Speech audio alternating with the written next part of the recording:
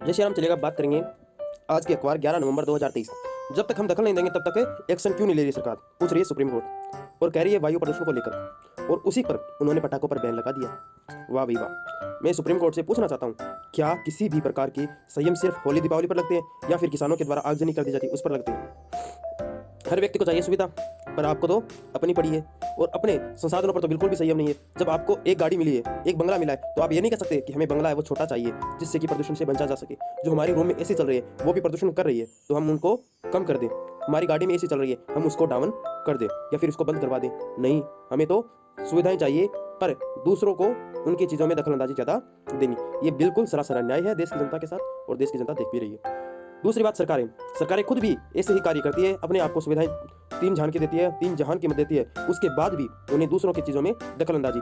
क्या उन्हें जो ऐसी मिली है उनको कम नहीं किया जा सकता? वहाँ पर कूलर की व्यवस्था नहीं की जा सकती?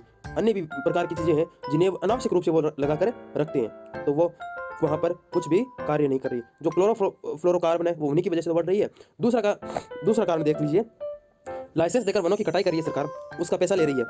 कोयलों की खदानी को खोद रही है, जो खदानें हैं उनकी वजह से, जो अरावली पर्वतमाला है जिनमें खदानें लगाने की वजह से ही उनमें इतना नुकसान हो गया है कि वो आज थार डेजर्ट को आगे बढ़ने से नहीं रोक पा रही है। तो उसकी कमी किसकी है? वो सरकारों की है या फिर किसी आम नागरिक की कमी है?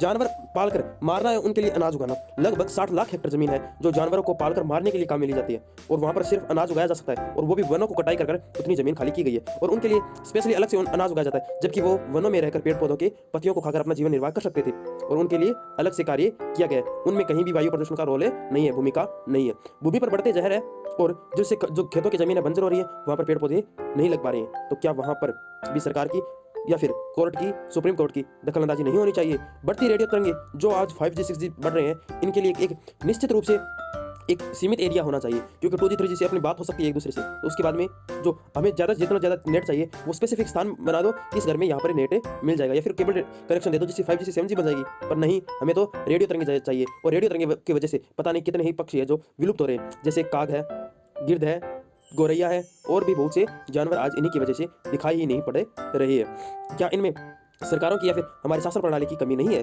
और ब्रिटेन में लगभग प्रत्येक नागरिक अपनी जिंदगी में 11,000 जानवरों को खा जाता है, और वो खाता है, इसका मतलब ये है कि उन्हें मीट सप्लाई किया जा रहा है। वहाँ पर सिर्फ अकेले ही वहाँ पर मीट नहीं बन रहा है, और भारत सबसे बड़ा एक्सपोर्टर बना फिर रहा है इन चीज़ों में। तो क्या वो हमारे जानवरों को मारकर वहाँ भेजने का दोषी नहीं है? और लगभग 70% प्योर पानी सिर्फ यूज कर लिया जाता है जानवरों के मांस में। क्या वहाँ पर भी अब सरकार का एक्शन नहीं होना चाहिए? नहीं, जबकि उन चीज़ों पर होना चाहिए, नहीं कर रही है, पर अलग जगहों पर कर रही है।